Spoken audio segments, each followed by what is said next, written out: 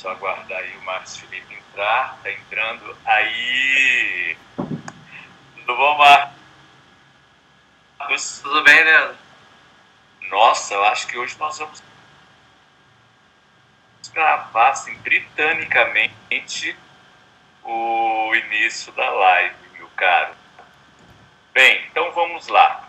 Só deixar bater o relógio aqui, 7 horas. É isso aí. Boa sorte para nós. Bem, vou me apresentar. Eu sou Leandro Rezende, sou gestor do Teatro João Caetano, da Secretaria Municipal de Cultura. E essa live faz parte do projeto, que é o Palco Presente. São lives que acontecerão de segunda a sábado, todos os dias, às 19 horas, cada dia num teatro da Prefeitura. Então, às quintas-feiras, o Teatro João Caetano sempre terá uma live rolando aqui nesse horário. E hoje nós temos aqui, e eu estou especialmente feliz, que é o Marcos Felipe, da Companhia Mungunzá, que vai bater esse papo aqui com a gente. Marcos, muito obrigado por ter topado essa parada com a gente. E eu queria que você também falasse um pouquinho aí de você. Nossa, complexo. Essa imagem que está atrás de você é do João Caetano?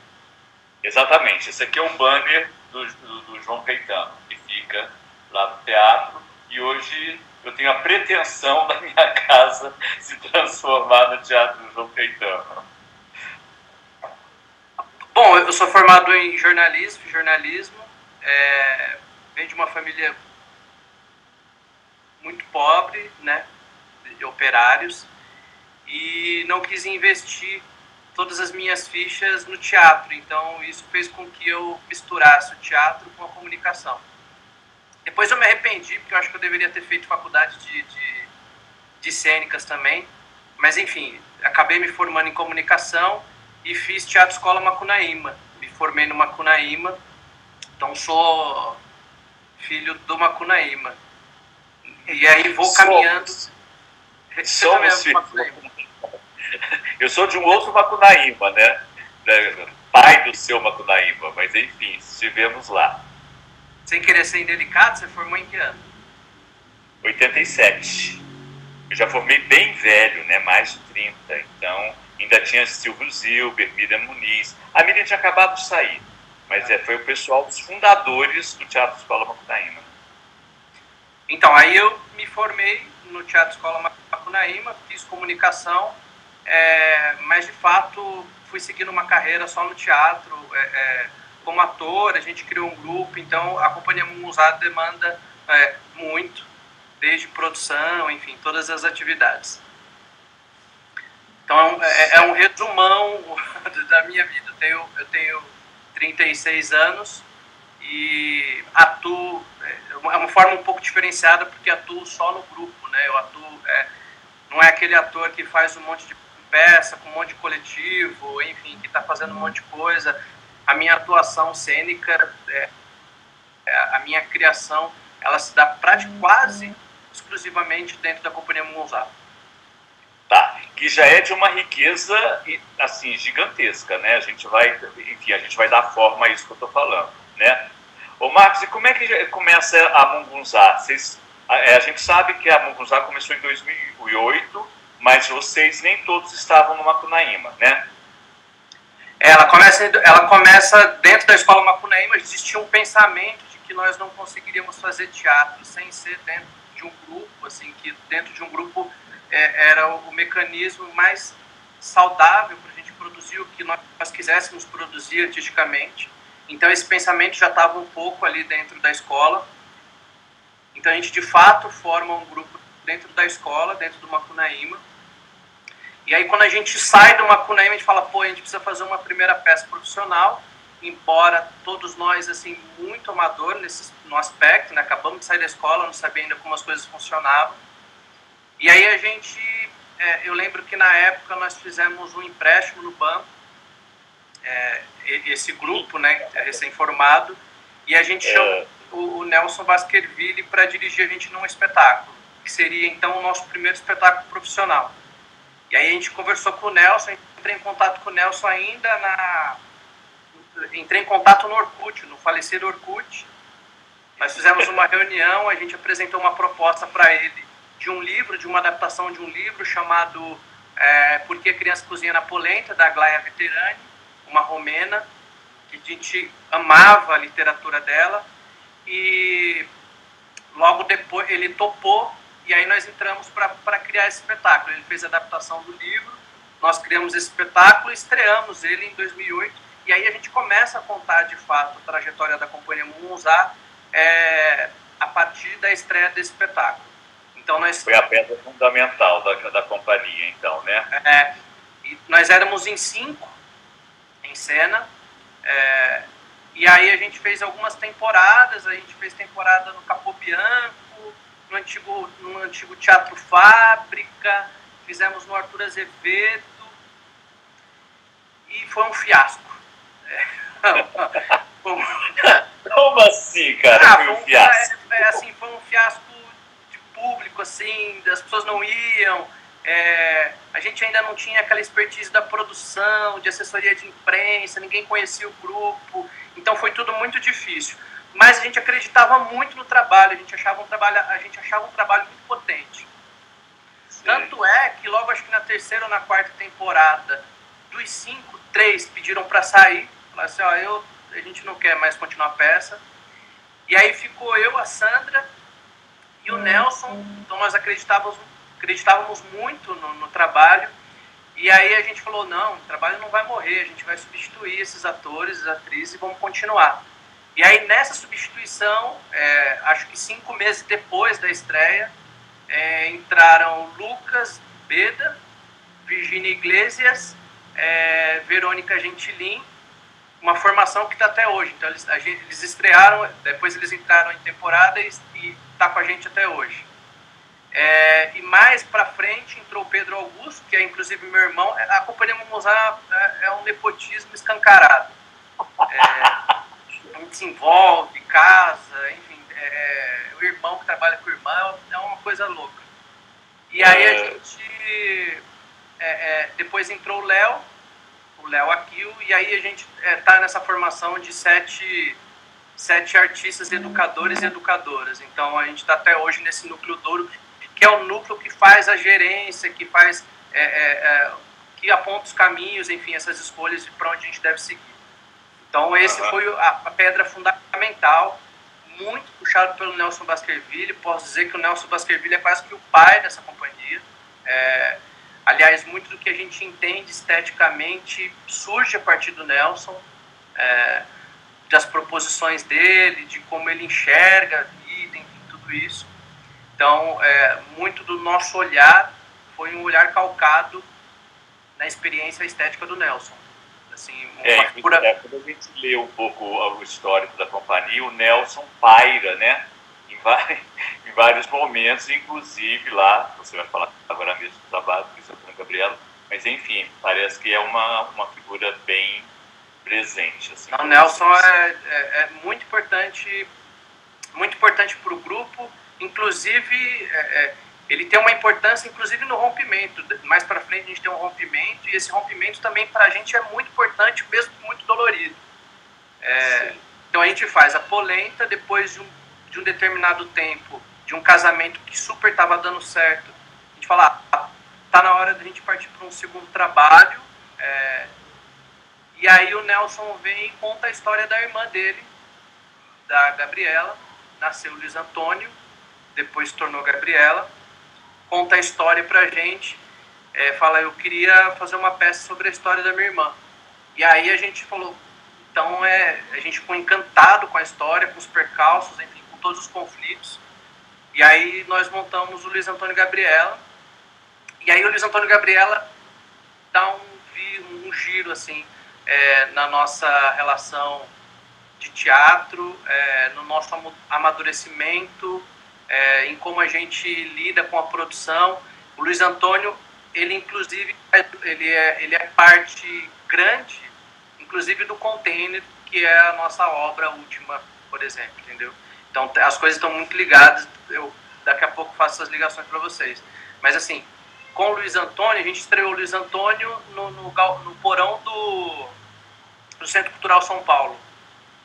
E aí foi uma coisa louca, porque depois de três apresentações já estava tudo esgotado, a fila já não cabia mais no teatro, já foi uma temporada, uma loucura com muita gente, e a gente ainda não sabendo lidar com aquilo. Nossa, como é que é isso? Do tipo, o teatro tá cheio, tem muita gente para ver a gente, então ainda muito amador nesse lugar. E aí a gente começa a ser solicitado e começa a ter uma maturidade na produção. Então, uma produção meio que vai caminhando junto com o sucesso da peça, porque as coisas foram acontecendo e a gente foi precisando a entender e a caminhar de acordo com o acontecimento da peça. Então, acontece Luiz Antônio, a gente faz bastante Luiz Antônio e Gabriela em São Paulo, muitas temporadas, circula para o Brasil, sai de fora do Brasil com a peça, enfim. Então, a peça, para além do levante estético que ela se dá, que ela propõe naquele período, naquela época, para além do pensamento político que ela propõe, das reflexões que ela propõe, ela é uma mola propulsora para o desenvolvimento da produção do grupo. Então, o grupo começa a se gerir, começa a entender e começa a ter um profissionalismo que não existia na primeira peça a partir do sucesso do Antônio e Gabriela. Então, vou dar como exemplo, a Companhia Mungunzá de Teatro não tem produtores ou produtoras. A gente que se autoproduz, cada um do núcleo duro assume uma função dentro da produção. Então, todas essas coisas a gente foi aprendendo junto, assim, foi aprendendo como fazer. Então, só para você ter uma ideia, para não ficar muito solto, quando a gente vende um espetáculo nosso, quem compra o espetáculo conversa comigo, entra em contato comigo. Eu sou a primeira pessoa que converso. Então, discuto cachê, discuto agenda, converso com tudo. Quando se fecha comigo, aí vai para uma outra atriz, que é a Sandra, que faz a produção, toda a produção de papelada, contrato, esbate, ECAD. Termina, aí entra outro na jogada que vai ver logística, que hora que vai, que hora que vem, que hora sai a van, que hora chega o cenário. Aí termina, enfim, aí acaba lá no final com a Virgínia, que cuida do nosso financeiro, prestação de contas, enfim, tudo isso. Então, o trabalho da produção da Companhia Mungunzá, ela é toda dividida no próprio núcleo duro. A gente já tentou algumas vezes inserir a figura de um produtor ou de uma produtora, mas nunca dá certo, assim, porque a gente sempre está apegado com a função. Mais do que apegado, a gente entende que a função inerente à produção está automaticamente ligada à nossa função estética cênica. A gente pensa que uma coisa faz ligação com a outra. Não, mas eu só querendo confirmar o que você está falando, como eu já recebi vocês 2 vezes do João Caetano, isso acontece mesmo, né? Eu começo falando com o Marcos, depois eu passo para a Sandra, e assim, eu falei, tipo, eu estava falando, não, é mesmo, vocês produzem efetivamente a companhia, todo o processo, do início ao final, é com a companhia que a gente fala. Isso eu posso falar né, assim mesmo, né, na prática. Né? Aí tem o Léo, por exemplo, que desenvolve toda a nossa arte, todo o nosso design, enfim, todo mundo faz absolutamente tudo. Mas é muito maluco. Nós fizemos o nosso penúltimo espetáculo, Poema Suspenso para uma Cidade em Queda, com a direção do Lube. E aí o Lube uma vez foi assistir o espetáculo e o Lube falou, nossa, o espetáculo está muito bonito, assim, está muito potente. Isso já foi pós-criação do Teatro de Container. E aí a gente comentou com o Lube, assim, falou assim, o espetáculo está bacana porque a gente faz muito, né? A gente está fazendo muito, a tendência dele é melhorar.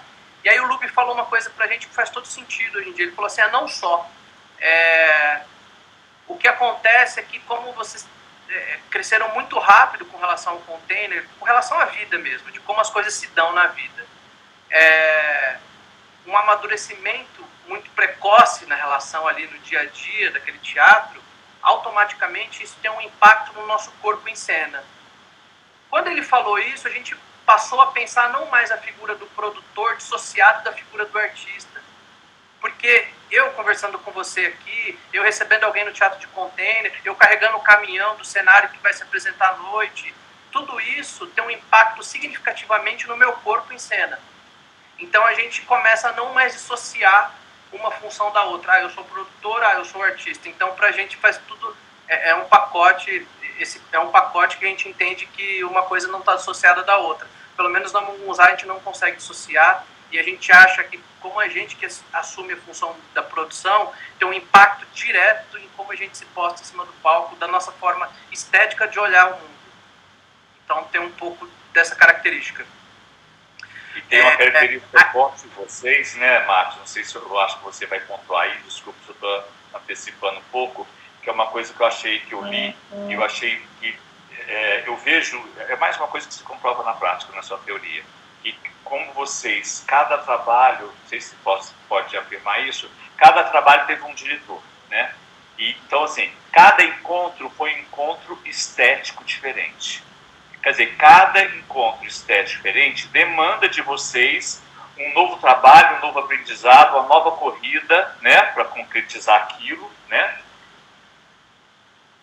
E aí, daí, só para você ter uma ideia do que aconteceu, então a gente faz o Luiz Antônio Gabriel, estoura com o espetáculo, em certa medida o espetáculo nos sobe a cabeça de artistas muito jovens, enfim, que não sabem muito lidar com isso. Era interessante o fato de que, assim, a gente não pode ser hipócrita, era interessante o fato de que ninguém conhecia a gente e depois de um certo tempo a gente era famoso na Roosevelt, passava, as pessoas conheciam a gente. Então a gente não passou imune a esse sucesso dentro da classe teatral. E isso teve aspectos positivos e teve aspectos negativos. E um dos resultados dos aspectos negativos, negativo na época, mas que hoje a gente entende como um processo, foi esse rompimento com o Nelson. Então a gente rompe com o Nelson ali, já depois da peça caminhando, por conflitos muitos, assim, por entendimentos diversos. Mas na época muito doloroso para o grupo esse rompimento, porque a gente entendia a figura do Nelson Baskerville, para além de nos ajudar com a criação, entendia a estética, enfim, todas as coisas que ele propunha para a gente entendia ele na figura do diretor artístico. E aí quando há esse rompimento, muito doloroso para a gente sofre muito nessa época. Logo em seguida a gente pega o nosso primeiro e único fomento, que foi em 2014, falha a memória, 2014, 2015. Tá travando um pouco. Porque depois, o rompimento foi difícil pra gente, mas pra gente faz todo sentido, porque a gente passa a, depois disso, ter uma relação completamente horizontal com todos os diretores ou diretoras que trabalham com a gente, em todos os aspectos, seja do ponto de vista da criação, seja do ponto de vista do salário, enfim, todo mundo ganha exatamente a mesma coisa. E aí a gente propõe encontros estéticos. Então, cada espetáculo nosso nossa, como é que vai ser isso? Né? Como que a gente vai... Como é que vai ser esse casamento? Como é que vai ser esse encontro? Então, eu vou dar um exemplo. E os motivos são muitos. Então, por exemplo, a gente chamou o Lube porque a gente achou que deveria trabalhar com o Lube naquele momento. Aí a gente teve uma primeira experiência de uma atriz dirigindo a gente, que foi uma atriz do grupo, que foi a Verônica Gentilin. Depois a gente convidou a Georgette Fadel para fazer nosso último trabalho. Olha só, e a gente convida a Georgette para fazer nosso último trabalho porque a gente entendia que tinha uma energia muito masculina dentro do grupo. Um grupo, nós somos em 4 homens e 3 mulheres. Então a gente entendia naquele momento que era importante esse equilíbrio, chamar uma diretora mulher. Então tudo muda muito. Agora o nosso próximo apontamento é de trabalhar com o Rogério Tarifa. A gente quer entrar, quer trabalhar com o Tarifa no próximo trabalho, no próximo projeto nosso. Então, que maravilha, nossa, que mudança, né? Que extremo. E esse jogar no escuro, né, Marcos? Esse jogar no escuro, assim, vamos de novo, vamos começar, né? Ao mesmo tempo, é um grupo muito forte, né? Então, a gente entra na sala de ensaio, eu lembro da Georgette falando, dirigia a gente, assim, muito talentosa, e ela falava assim, gente, a ideia que vocês fecharem, muito provavelmente será a ideia que ficará, porque vocês são muito coesos e fortes em cena. Então não adianta eu falar uma coisa, se vocês comprar outra, vocês vão nessa mesmo. Então é um grupo que tem uma visão de mundo muito próxima. E aí o entendimento estético é muito coeso. Então o diretor que a gente chama, embora sempre seja um casamento, o diretor precisa cavucar para entrar na gente, assim, é um processo doloroso para todo mundo, não é fácil. Então é isso. Então a gente fez Luiz Antônio e Gabriela, poemas feitos por uma cidade em queda, que enfim, nesse momento de pandemia tem uma outra roupagem, né? Acho que a peça foi parar em outro lugar. Nós fizemos o Era uma Era, que é o nosso espetáculo de faixa etária livre, e depois nós fizemos o último, que é a Epidemia Prata, resultado estético e político já da nossa ocupação, já do Teatro de Container. Tá. Aí, Marcos, eu queria fazer eu fiz um curso pela Secretaria, bancado em parte pelo Banco Itaú de Produção Cultural. Qual não é a minha surpresa que nesse curso um dos dias a gente passaria no container com você fazendo uma visita guiada com a gente e contando todo o processo.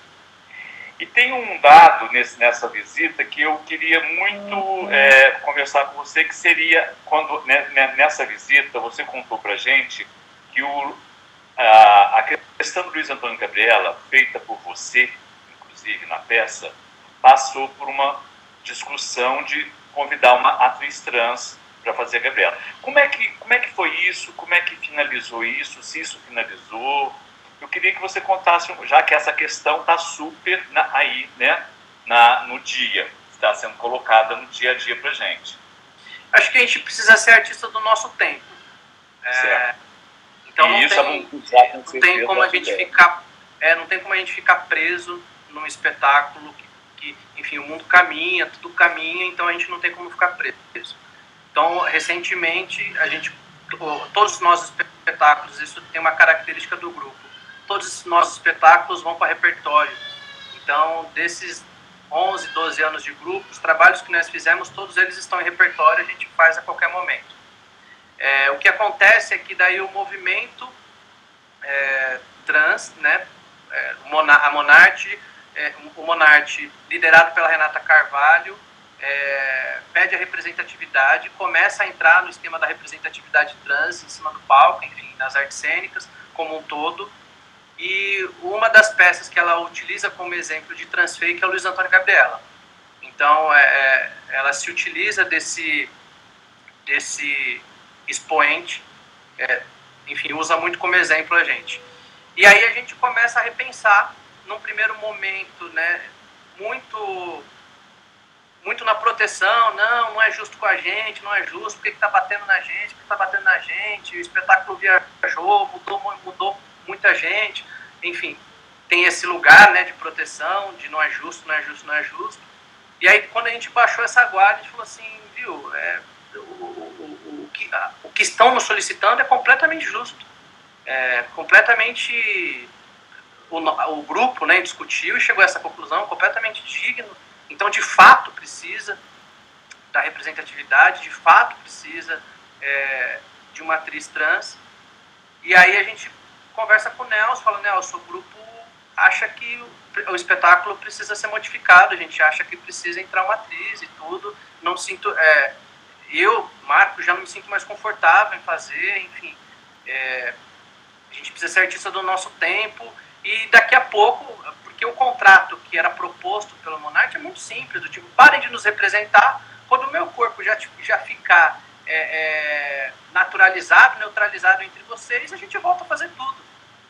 E a gente naquele momento entendeu que de fato era um acordo justo, e aí a gente convidou a Fábia Miraços para fazer. A Fábia Miraços já era próxima da Verônica, enfim, estava próxima da gente, a gente convidou a Fábia Miraços. E foi uma coisa muito maluca, assim, no primeiro dia de ensaio com o Nelson, foi uma emoção incrível, porque o Nelson passa a enxergar a irmã na figura da Fábia Miraço. E aí as coisas de fato começam a vir à tona e falam assim, claro, não tem como não fazer essa troca. E olha, Leandro, como as coisas são malucas. Quando as meninas trans olhavam o espetáculo e falavam, o espetáculo é muito duro, o espetáculo é fio da navalha com a gente, tipo, é muito duro, vocês escorregam um pouco sendo transfóbicos. A gente sempre se protegia e dizia, não, é porque a história é dura, porque a história da maioria das meninas trans são duras e tudo mais.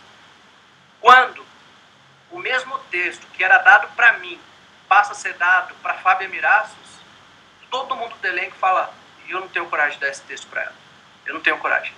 Então, só para a gente... quando muda essa figura, que a gente começa a entender da complexidade que era, porque quando era feito, quando o texto era dado para o Marcos, que é um ator cisgênero, tudo branco, não tinha problema. Quando de fato é dado para aquele corpo, aí tem problema, porque a gente começou a ver que o texto era muito pesado, e de fato a gente incorria várias vezes na transfobia. Então foi um momento, foi uma forma da gente, quando houve a troca, a gente acha que foi uma troca muito feliz. E estamos abertos a mexer em qualquer dos nossos trabalhos, porque os trabalhos estão aí para serem modificados, serem trabalhados. E essa atriz continua fazendo até a Fábia é nossa parceiraça. Aí entrou, ela já é do núcleo, já faz parte do espetáculo, faz nosso visagismo no espetáculo Porque a Criança Cozinha na Polenta, e a gente já tem uma relação super pessoal, enfim. Eu, por exemplo, não corto o cabelo com mais ninguém a não ser ela, então ela é uma atriz incrível, uma pessoa maravilhosa, enfim, todo mundo do grupo apaixonado pela Fábia. Marcos, muito obrigado por você dividir, compartilhar esse momento aí, que eu acho que para a companhia foi muito, muito delicado, muito rico, enfim, né? Obrigado, de coração. Mas eu lembrei desse momento lá no container com o pessoal do curso e me veio na cabeça de perguntar isso. E a gente acha que é isso mesmo, a gente acha que tem que causar, a gente acha que o movimento precisa ir para uma radicalização. Então, a Fábia Miraços acabou de entrar aí, a gente está falando dela. Então a gente acha que tem uma radicalização, e eu, muito pessoalmente, eu acho que a radicalização eu acho extremamente necessário, faz a gente se mexer rapidamente. E eu faço ideia o que é isso dentro do grupo, né? É mexer nas bases, né? Enfim, como você falou, teatro é o momento. Se ele é minimamente relacionado com o momento no qual ele está inserido, você tem que estar aberto às mudanças que são demandadas, né? Mas assim, não foi fácil para mim, foi muito difícil, enfim. Fazer o Luiz Antônio e Gabriela, para mim foi muito forte, enfim. Foi um processo politicamente, a gente entendeu politicamente, a troca foi extremamente feita no amor, mas também não foi fácil para mim esse desprendimento. Foi um desprendimento trabalhado com muito afeto de todos aqueles que estavam me rodeando. Não, e nesse dia que você contou essa história, o meu lado ator, assim, entendeu tão bem você falando, assim, pô, eu faço esse papel há zilhões de anos, né?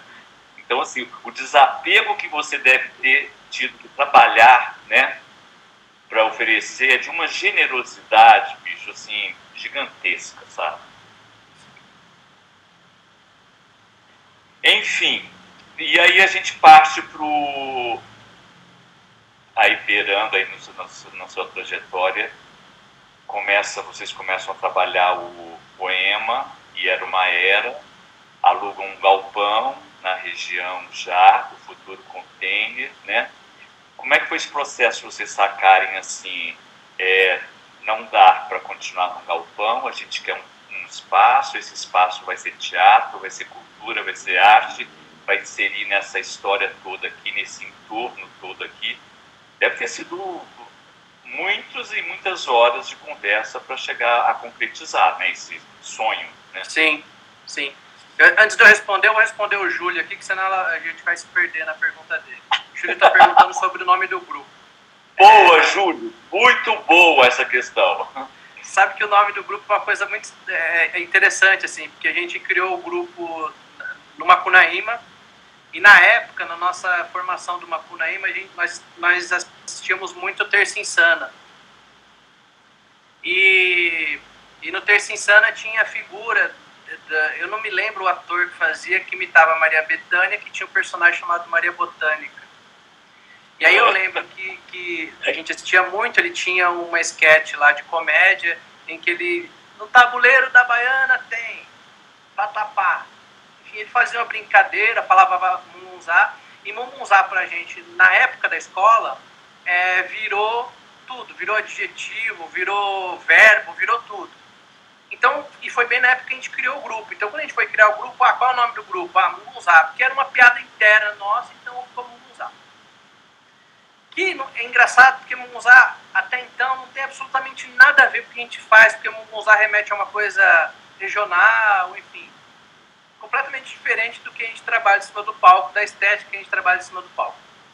Mas, enfim, criamos, e aí a gente foi sempre, puto, o nome não é bom, mas já tá, não é bom, mas já tá aí. Então a gente continuou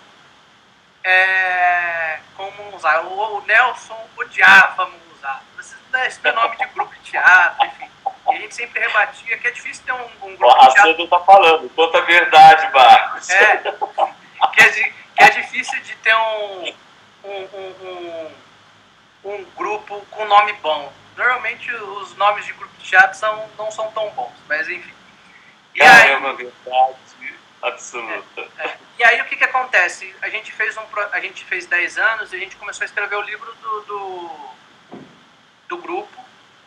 A gente convidou o Alexandre Matti para escrever o livro sobre o grupo. E aí, num desses encontros nossos com o Alexandre Matti, o Alexandre falou assim, o nome do grupo de vocês não poderia ser outro. Gente, como assim não poderia ser outro? Ele falou assim, porque Munguzá é oferenda de orixá. E faz todo sentido com o trabalho que vocês têm, com a percepção espiritual que vocês têm dentro do grupo, o que vocês seguem. Então, Munguzá é uma oferenda. E aí, pra gente, fechou essa gestalt, fez todo sentido o nome do grupo. Então, hoje, me sinto muito orgulhoso de falar o nome do grupo e de falar Munguzá, porque é oferenda de orixá. Porque, às vezes, a gente cria coisas que não necessariamente o resultado ou a explicação dessa coisa se dá no momento exato. Às vezes, a gente demora anos para entender o que é aquilo. Então, eu acho também que o nome, a gente foi ter conhecimento da envergadura do nome depois de 10 anos. Então, depois de 10 anos, que a gente falou assim, faz todo sentido ter esse nome. E resgate maravilhoso, cara. Então, eu esse foi nessa história. 10 anos depois, assim, tinha que ser Munguzá, né? 10 anos depois, a gente entendeu por que é Munguzá. Entendeu e falou assim, claro, não poderia ser diferente, assim, Munguzá porque é a oferenda de orixá, a maneira com que a gente enxerga a vida, a maneira com que a gente se doa para a nossa vida, a maneira que a gente caminha sensorialmente, sensivelmente, espiritualmente, enfim. Então, aí a gente entendeu, mas isso 10 anos depois. Maravilha, linda história. E aí, enfim, a gente fez poema, tudo. Aí, voltando agora, respondi o Júlio, agora voltando para a nossa questão. Nós tínhamos alugado o Fomento de 2014, que a gente pegou, primeira e única vez, nos proporcionou alugar um espaço para criar. Porque tem um momento, Leandro, que você, quanto grupo, assim, você não consegue mais entrar numa lógica de eu vou, ensaio, desmonto, volto, no dia seguinte eu monto, ensaio, desmonto, saio. Então você precisa de um lugar para habitar. A gente que trabalha com acúmulo de coisas, com acúmulo de parafernálias, estéticas... repertório, né, Marcos? É complicado. Então a gente precisava entrar numa sala de ensaio livre, para entrar e sair a hora que a gente bem entendesse, para criar o que a gente bem entendesse, do tamanho que a gente bem entendesse. Então a gente alugou um galpão no Bom Retiro. E aí quando a gente alugou o galpão no Bom Retiro para fazer 2 espetáculos, o Era uma Era e o Poema, a gente começa a ter um entendimento do que é ter uma sede e do que é ser atravessado pela vizinhança. Você ter um trabalho num ponto fixo. Porque até então a Companhia Munguzá ficava viajando, o cenário ia praticamente de um teatro para o outro. E aí a gente entende o que é ter uma casa, ter um CEP para devolução do cenário, ter vizinho, precisar fazer política... a gente que estava num lugar completamente desassistido, precisar entender e lutar pela política pública, fortalecer política pública no território. Então, a gente começa a ter isso um pouco. Tem um dado importante sobre a nossa produção também. A gente trabalha com salário, então todo o elenco ganha o mesmo salário. então a gente trabalha com salário e tudo igual, e quem trabalha com a gente sempre tem a possibilidade de ganhar igual a gente durante o período trabalhado. Então essa também é uma característica meio que única nossa. A gente não ganha cachê por obra, a gente ganha salários. Então tem mês que a gente trabalha muito, ganha o mesmo salário, tem mês que a gente faz pouca coisa, tá difícil os meses que a gente faz pouca coisa, mas ganha o mesmo salário. E aí começa a surgir no grupo um questionamento que é, pela envergadura política, estética e social que a gente trabalha, tanto do ponto de vista da relação quanto do ponto de vista do espetáculo, não é justo a gente pegar um dinheiro de editais de cultura, enfim, um dinheiro e investir em pagamento de aluguel, em pegar um dinheiro público destinado à cultura e dar direto para o dono do capital, direto jogar no capital para o proprietário de terra. Lugares em desuso, lugares públicos, sem finalidade pública. E aí a gente começa a falar assim, vamos procurar algum local, alguma casa, algum terreno, alguma coisa, e vamos fazer nesse lugar uma sede. Sem problema nenhum ético, porque o que a gente faz é público. O que a gente faz é social. Então, sem conflito nenhum ético. E aí a gente começou a mapear os terrenos ociosos, públicos ociosos, sem finalidade pública. Achamos um terreno no centro de São Paulo, que é onde hoje é o Teatro de Container. E nessa época a gente tinha um caixa do grupo que era, inclusive, resultado de ter feito muito Luiz Antônio Gabriela. Por isso que eu falo que Luiz Antônio Gabriela explica muito também sobre o container. Porque o container foi construído, as primeiras construções, os containers, tudo que foi feito ali no primeiro momento,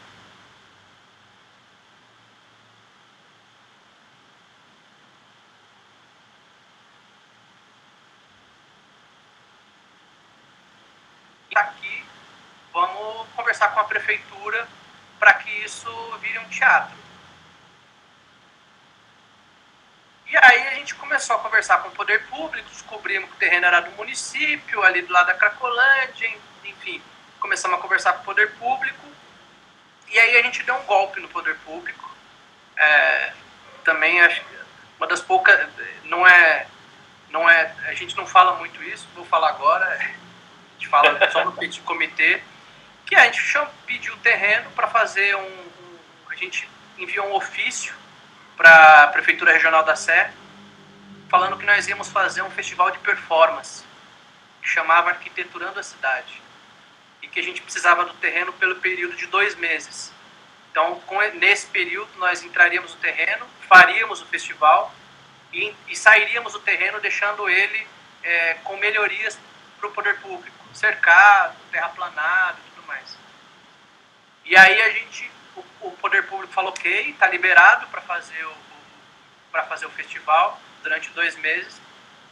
Está aqui os logos, coloco meus logos na régua de logo. E aí a gente entra, no primeiro mês a gente faz terraplanagem, cerca tudo. E aí isso foi em outubro de 2016, então nós marcamos a subida dos containers. Descemos, compramos containers, tudo, marcamos a subida dos containers para o último dia de outubro, que seria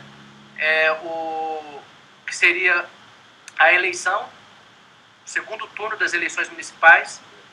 E a gente falou, não vamos dar brecha, todo mundo vai estar focado para as eleições municipais, a gente ocupa nessa época, nesse horário. Por fim, não deu certo, porque a gente fez a proeza de eleger o Dória no primeiro turno. E aí, mesmo assim, ficou a gente falou, vamos manter a data, ocupamos na madrugada do último dia de outubro, já construímos, do dia para a noite já virou um teatro, a gente já começou a produzir, e aí no final a gente falou assim, tem um teatro pronto, a gente não vai mais sair daqui. E agora a gente vai fazer, pelo menos durante um período, a gente vai desenvolver uma política aqui nesse espaço, que nós criamos. Isso foi no final da gestão do Haddad, o Dória já tinha sido eleito, e aí a gente começa a negociar com o poder público, a entender como que é isso, como que se dá isso, como que a gente continua, quais são as nossas ações. E aí acontece uma coisa muito maluca, porque em 2017 ele é alçado muito rapidamente ao patamar de centro cultural público. Claro que nós tínhamos a ideia de ser uma sede de um grupo completamente atravessada por outros grupos, por outros espetáculos e tudo, mas ele foge completamente das nossas mãos, do tipo, a cidade meio que entra no espaço, tem um entendimento sobre o espaço, a gente começa a fazer uma política com os moradores ali do entorno, em sua maioria em estado de vulnerabilização social, o que abre uma frente completamente social para a gente. E aí o espaço ganha uma notoriedade de execução e tudo, então a gente foi entendendo todos os dias, todo dia tendo programação, enfim, foi entendendo os nossos limites, como que a gente está num terreno público, numa gestão privada, e como é que a gente não faz como a gente não ultrapassa essas questões, como a gente tem um entendimento da coisa pública. Isso vai desde cobrança de aluguel, de cobrança de ingresso, até portão aberto, enfim, tem várias políticas que a gente se deu, não foi ninguém que nos deu, nós que elaboramos a política para não privatizar a coisa pública, né? Enfim, não agir como uma coisa pública em benefício privado. É. E aí a gente começou a negociar, enfim, negociamos bastante, e na gestão, vários secretários ali entenderam, principalmente o Sturm e o Chucre está aí até hoje, então entenderam da importância do teatro e nos deram uma legalização por 2 anos, que acaba agora em agosto. E a gente já está conversando com a equipe da secretaria, está conversando com o Hugo, para que essa renovação seja ocupada. E aí, Leandro, o lance era o seguinte: temos um teatro, vamos fazer absolutamente, não temos rabo preso com ninguém, capital privado não está aqui, éramos uma ocupação, então do tipo, não temos uma consciência, mas não temos rabo preso com ninguém, vamos fazer tudo que a gente questiona em outros lugares. Tudo que a gente vai em outros teatros e a gente questiona, desde o recebimento, então tudo, vamos fazer exatamente diferente no Teatro de Container. E aí, fazendo completamente diferente, a gente passa a ser disparador de política pública, passa a ser, do ponto de vista privado, enfim, passa a ser uma startup, um case.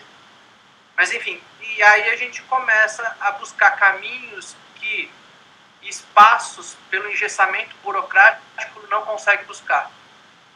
Então a gente começa a buscar esses outros caminhos de se relacionar, do espaço físico, arquitetônico, se relacionar com a cidade, se relacionar com a forma urbana, do artista se relacionar com o espaço, tentar inverter um pouco a lógica. Você é gestor de um espaço público, você sabe muito bem que é isso, tentar inverter um pouco a lógica do artista ou do público que entra, ter um entendimento de que aquele lugar é público e é nosso, não cuidar do que é privado, descuidar do que é público. Eu sempre brinco, assim, a gente sempre faz reunião com os artistas que ocupam o espaço, e aí eu falo assim, ó, você pode usar o banheiro, tá tudo certo, não sei o quê, mas você precisa usar tendo o entendimento e a clareza de quem vai limpar o banheiro amanhã sou eu. Maravilha. Você não é obrigado, não é obrigado a fazer isso, mas você precisa se relacionar com esse espaço, sabendo que no dia seguinte alguém vai limpar, sabendo que no dia seguinte outro grupo vai estar aqui. Então é um exercício que a gente deveria fazer, claro, de forma macro na sociedade, mas a gente consegue fazer ele de forma micro. E aí a gente começa a abrir várias frentes, as frentes sociais, enfim. Então a gente tenta fazer um teatro que se relaciona de forma diferente, de fato, com a cidade, que tem um entendimento, de fato, sobre arquitetura, sobre teatro, enfim, ajuda a dar vazão um pouco ao pensamento crítico que a gente tem hoje, dá uma vazão prática sobre os pensamentos críticos, enfim. Então, é muito maluco isso, Leandro, porque hoje a gente olha e fala, aonde que a gente estava com a cabeça de fazer isso? Tipo, porque a gente olha... Eu imagino que teve um momento, né, Marcos, que a coisa começou a tomar um rumo meio que, né, sozinha assim, e vocês foram, né, e tudo dando muito certo, né, Marcos? Eu acho que tem aí também, eu acho que uma qualidade de vocês também de aproveitarem e forçarem de um novo jeito, né? E foram conseguindo. Eu acredito hoje que com essa concretização do Teatro de Container da Companhia Munguzá, vocês têm solidamente um argumento para renovar esse contrato, né, com o poder público. Dentro do pensamento político, sim, mas o poder público tem as amarras burocráticas, né? E aí a gente está tentando achar os mecanismos para fazer tudo de forma certa dentro das amarras burocráticas. Mas eu digo que hoje a gente olha e fala onde que a gente estava. Eu lembro que quando chegaram os containers, que o guindaste não entrava, começou a vir, porque foi muito maluco, que começou a vir container, não tinha um engenheiro, não tinha um arquiteto, a gente colocou um capacete branco na cabeça. Deixa eu só dizer uma coisa, tem um vídeo no YouTube, gente, assistam esse vídeo, é à noite, eu acho que é madrugada ali, né, Marcos? Que a Munguzá está recebendo os containers, grua. Então, quando a gente fala assim de ator-produtor, ali você tem a noção, a compreensão do que é isso. Então tá lá, Marcos, Lucas, o Léo, todo mundo se ajeitando o container, baixando, colocando no lugar certinho. Não, mais para lá, levanta de novo. Cara, é emocionante esse vídeo, porque eu falo assim, gente, isso quer botar a mão na massa, né? Mas a gente olha hoje e acha que a gente está completamente fora de si. Onde que a gente estava com a cabeça. E por isso também a gente entende o container como um trabalho artístico. A gente entende como um ato performático do grupo. A gente sempre fala que a Companhia Munguzá tem 6 trabalhos, incluindo o teatro de container, porque a gente acha que foi um ato performático nosso na cidade, do qual a gente inclusive resvala na ideia de não propriedade, porque para a gente é sempre exercitado um olhar tipo, isso aqui não nos pertence, a gente está aqui fazendo um trabalho hoje, amanhã pode ser que a gente não tenha sobre este espaço, sobre essa arquitetura, um sentimento de apropriação. Estamos neste momento aqui, mas pode ser que amanhã não estejamos e esteja outro grupo, entendeu? Então tem um pouco disso também. Claro, né, Marcos? Desde digamos, da fundação, né? Essa transitoriedade que pode durar mais uns anos, mas em algum momento isso está ali para o próximo, para, né, esperamos que de bom uso, né? Enfim, aí tem o teatro, aí a gente está lá dia a dia, nós escolhemos ter ações todos os dias, ações de espetáculos, ações culturais todos os dias. O artista que ocupa o espaço, que diz qual será a contribuição dele ao espaço, financeira, enfim, bilheteria e tudo. A gente tem nossa política de não poder ultrapassar o teto dos ingressos. Enfim, aí a gente fez uma rede estruturante ali, do tipo gratuidade para a população em estado de vulnerabilização. Aí a gente começou a abrir um braço social muito forte, começou a trabalhar com o entorno, como que se dava essas relações, essas intersecções com a população envoltória do espaço. Começou a ser, como não poderia ser diferente, começou a brigar e também ser ativista do território, nas questões de direitos humanos, nas questões de saúde, de assistência social. Então as coisas foram se misturando muito. E aí, de novo, a companhia se divide e aí cada um assume uma função. É muito maluco, mas, por exemplo, o que eu falei para você da questão da produção da Munguzá, por exemplo, agora eu falo para você a questão da produção do container. Eu estou responsável, porque a gente divide isso, estou responsável agora pela curadoria e agenda. O Léo é responsável por toda a questão do design, divulgação, flyer, tudo.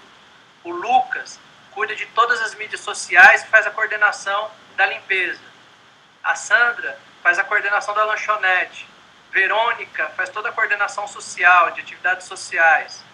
A Virgínia continua sendo todo o nosso aparato financeiro ali, tanto do Munguzá quanto do container, como que funciona, pagamentos e tudo.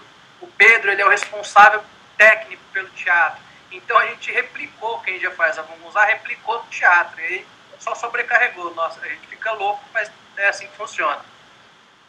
Ô Marcos, a gente está entrando nos 10 minutos finais, porque você sabe que 1 hora o Instagram derruba, né? Então, vamos finalizando esse papo, cara, maravilhoso, né? Nossa, eu tô mais uma vez, obrigado. E, bem, eu não sei se as pessoas sabem que vocês iriam fazer o repertório agora no João Caetano, né? E a pandemia... Eu sou partidário de fazer. Acho que a gente vai fazer ainda. E vocês vão fazer. Eu também sou partidário. Viu? Júlio César Dória, Pedro Granato. Não, cara. Gente, só para ilustrar. Na sexta-feira que chegou a determinação do fechamento, Luiz Antônio Gabriela estava... Wilson, toda a galera... 5h30, mais ou menos, chega assim, não dá mais para segurar os espaços abertos. Né? Eu tenho uma história ótima para fazer. A gente montou o cenário, eu não gosto de fazer a barba, né? E aí eu preciso fazer a barba para fazer o Luiz Antônio Gabriela. A gente montou todo o cenário, eu desci pro camarim, quando eu passei a primeira navalha na barba, aí chegou a informação de que tinha sido cancelado. Falei, puta, podia ser um pouco antes, pelo menos eu não precisava fazer a barba. Eu nem sabia disso, olha que trágico. Ô, Marcos, e como é que você vê aí, finalizando então o nosso encontro, como é que você vê aí essa questão dessas medidas, dessa pandemia, o teatro, os artistas sem poder trabalhar? Aí, se você pudesse dar uma... O que eu penso aqui, que a Munguzá taxa desse momento aí rapidamente pra gente? Então, Leandro, é uma visão muito particular, porque a gente está em quarentena, então a gente está produzindo meio de forma umbilical, né? Cada um está na sua autoprodução. Eu estou um pouco à frente das questões sociais do teatro, porque eu não coube ao teatro de container fechar. Então, a gente cessou as nossas atividades cênicas, as nossas atividades culturais, mas o teatro continua aberto para as questões relacionadas a direitos humanos, assistência social e saúde. Está lá. A gente fornecimento de marmitas. A gente está distribuindo 500 marmitas por dia. Ao todo serão 45 mil nos próximos 3 meses. A gente está como ponto logístico do Médicos Sem Fronteira, que está atuando no centro. E também está como... Cara, que maravilha isso. Está como ponto logístico também de vários grupos ativistas que está rolando no território. É ponto de recebimento e distribuição de cesta básica, enfim. Aí eu estou um pouco nessa frente, mas cada um está na sua criação. Toda atividade artística nossa, a gente cessou ou subiu para a plataforma online, que a gente vai começar a lançar a partir de semana que vem. O Lucas, que está online, pode falar para a gente. Então a gente criou um Munguzá digital. Então está subindo tudo na plataforma digital e a gente vai fazer atividades em formato digital de formas recortadas, enfim. A galera está produzindo esse conteúdo, a gente lança daqui a alguns dias. E agora, como vai ser isso? Está muito difícil para a gente, né, Leandro? Porque nós somos os primeiros a parar e seremos os últimos, né, a voltar. A galera está no caos, a gente está no caos total, completamente no caos. No centro de São Paulo a gente está no caos. Temos, claro, o nosso pequeno privilégio, mas estamos à beira do colapso. A galera está aqui gritando renda básica e tudo, porque eu acho que é isso mesmo. Eu acho que a gente ainda não entendeu, está ainda entendendo uma lógica de edital e tudo, quando nós deveríamos cadastrar artista, ver quanto tem dinheiro e repartir. Enfim, a questão é muito mais complexa, mas a gente ainda está vibrando na lógica um pouco do edital, do tipo, e tudo mais. E aí, um governo que não está ajudando, do tipo, a gente só tem um município meio que batalhando pelos artistas. Federal é cadê Regina? Estadual, ninguém sabe o que vai ser. Do tipo, não lançaram os PROAC, não lançaram absolutamente nada. Não tem uma política pública. Então está muito difícil. E aí eu acho que também é o momento dos nossos intentos pessoais.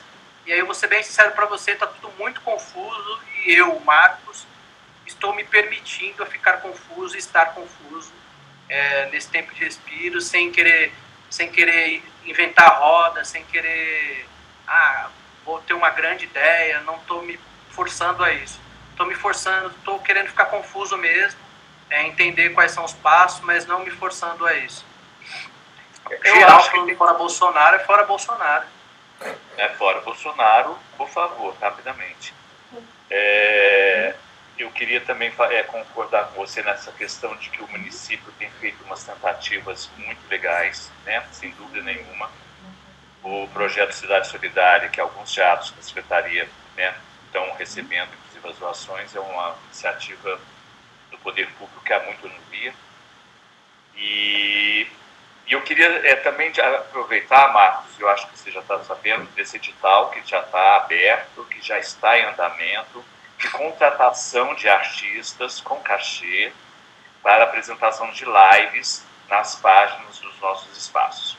Então, moçada, se inscrevam, procurem o edital, vejam quais são as regras, que eu acho que é uma coisa muito bem-vinda para nós, né? Marcos, então, eu queria te agradecer mais uma vez. Você quer falar alguma coisa? Você quer mandar mais um último recado? Nós temos 5 minutinhos.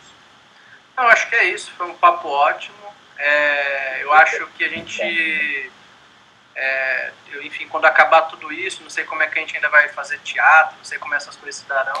Eu tenho um medo muito forte da gente perder o nosso contato físico, né, nossa pele, nosso abraço, enfim, disso se distanciar sobre maneira que a gente não consiga se reaproximar depois. Talvez esse seja a minha maior angústia. Nosso cenário todo está ocupando o palco do Teatro João Caetano e a gente espera que quando tudo isso acabar, que a gente volte de forma diferente, mas que a gente retome nossa temporada a partir de onde parou, apresentando Luiz Antônio e Gabriela, depois Poemas Penso por uma Cidade em Queda, depois Era uma Era, que estava muito massa. Então a gente vai voltar de onde parou. Nosso cenário está no Teatro João Caetano, lá vai permanecer. Quem quiser saber um pouco mais sobre o nosso trabalho, sobre a nossa atuação social, só seguir um pouco a gente nas mídias sociais, Facebook, Instagram. Já a gente está lançando o Instagram do Teatro de Container, toda daqui em primeira mão, junto com todo um projeto digital que a gente está fazendo. E é isso, ficar em casa, álcool gel, máscara, e quem quiser ajudar no ativismo do território, é só entrar em contato com as nossas páginas que a gente vai orientando. Exato. Obrigado, Marcos. É isso aí, gente. Fiquem em casa, se protejam, porque está protegendo o outro, não só a si mesmo, né? E eu queria, mais uma vez, divulgar um pouco aqui o Palco Presente, que são essas lives todos os dias, segunda a sábado, às 19 horas, nas páginas dos 6 teatros municipais. E que nós estaremos, na próxima semana, aqui na página do João Caetano, entrevistando novamente o ator, produtor, professor, coordenador do NAC, o Lee Taylor. E convido você